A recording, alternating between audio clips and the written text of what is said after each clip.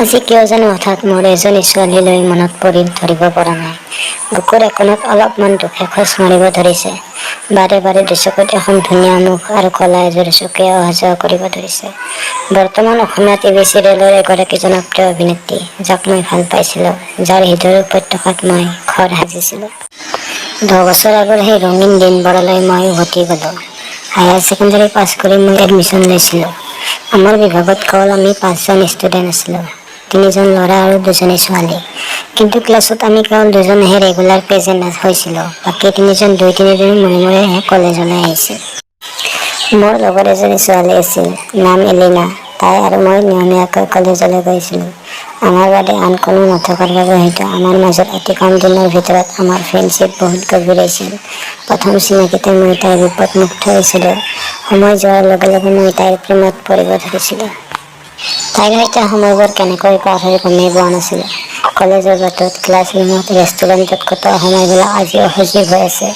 তাইৰ কাষত থাকিলে মই সকলো পাহৰি গৈছিলোঁ। সেয়ে এদিন মই তাইক প্ৰপ'জ কৰি দিলোঁ। তাইও মোক নিৰাশ নকৰিলে। সেইদিনা মই আনন্দত আত্মহাৰা হৈছিলোঁ। সেই অনুভূতিবোৰ আজিও হৃদয়ৰ কোনোবা এটা কোণত জীপাল হৈ আছে। তাই অবিহনে মই থাকিব নোৱাৰা হৈছিলোঁ। ভিৰৰ মাজত থাকিলেও মই নিঃসংগ অনুভৱ কৰিছিলোঁ। মৰম বাঢ়ি বঢ়াৰ লগে লগে তাইৰ দেহৰ উঠা-নমাবোৰেও মোক আমনি কৰিব ধৰিছিল। ক্লাছৰুমত তাইক চুমা খোৱাৰ সুযোগ পাইছিলোঁ, কিন্তু মোৰ তাইৰ সৈতে যৌন মিলন কৰাৰ হাবিয়াস লাহে লাহে বাঢ়িব ধৰিছিল। সেইদিনা সৰস্বতী পূজা আছিল। মেখেলা-চাদৰযোৰ পিন্ধি কৈলাশ প্ৰতিমাতো যেন হৈ আহিছিল তাই। ওচৰৰে ধাবা এখনত গৈছিলোঁ আমি। ধাবাৰ আছুতীয়া কেবিন এটা বুক কৰি তাইক মই কোলাত বহুৱাই লৈছিলোঁ। তাইৰ উষ্ণ দেহৰ পৰশত মোৰ দেহত ধুমুহাৰ সৃষ্টি হৈছিল। দুই হাতেৰে তাইৰ সমস্ত দেহত আঙুলি বুলাই মই আপোন পাহৰা হৈ পৰিছিলোঁ। তাই মেখেলাৰ তলত পিন্ধা হাফ পেণ্টটো খুলি মই মেখেলাৰ ভিতৰত সোমাই গৈ তাইৰ বুকুত চুমা খাইছিলোঁ। তাই মোৰ চুলিত ধৰি মুখখন তাইৰ মুখৰ সন্মুখলৈকে আনি কৈছিল, "তোমাৰ চুমা খোৱা ঠাই তাত নহয়, ইয়াত" বুলি কৈ মোৰ ওঠত পাগলীৰ দৰে চুমা খাইছিল। মোৰ দেহৰ উত্তেজনা চৰম শিখৰত উপনীত হৈছিল। তাইক খোৱা টেবুলখনত বগৰাই লৈ মই থিয় হৈ লৈছিলোঁ। ভৰি দুখন দুয়োফালে মেলি তাইৰ জাপ খাই থকা বুকুৰ ভিতৰত 3টা আঙুলি ভৰাই ওলোৱা-সোমোৱা কৰিব ধৰিছিলোঁ। কিছু সময় পিছত মোৰ টনটনীয়া হৈ থকা ভৰিডাল সোমাই দিছিলোঁ।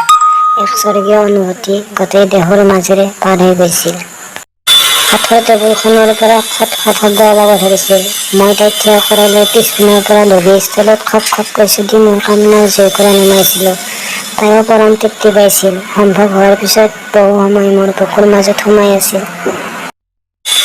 দৈহিক মিলন হোৱাৰ পিছত আমাৰ মৰমবোৰ আৰু বাঢ়িব ধৰিছিল। ক্লাছৰ শেষত হঠাৎ তাইক সাৱটি ধৰি মই আৱেগিক হৈ পৰিছিলোঁ প্ৰায়। এদিন সেই ঘটনাটো ঘটিছিল, যাৰ বাবে মই তাইক হেৰুৱাব লগা হৈছিল। সেইদিনা দুপৰীয়াৰ সময় আছিল। ক্লাছত কেৱল তাই আৰু মই আছিলোঁ। বহু সময় ছাৰ নোহোৱাৰ কাৰণে মই ইফালে সিফালে চাই কোনো নথকাৰ বাবে তাইক সাৱটি ধৰি চুমা খাব ধৰিছিলোঁ। ছেক্সত মই স্থান কাল-পাত্ৰ পাহৰি গৈছিলোঁ। চুমা খাই খাই তাইক বেঞ্চত বগৰাই লৈছিলোঁ।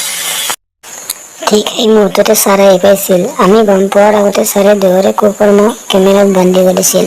কি কৰোঁ কি নকৰোঁ একো আদেশ পোৱা নাছিলোঁ। ছাৰে আমাক গালি দি বিষয়টো প্ৰিন্সিপাল ছাৰৰ সৈতে আলোচনা কৰিব লাগিব বুলি কৈ ওলাই গৈছিল।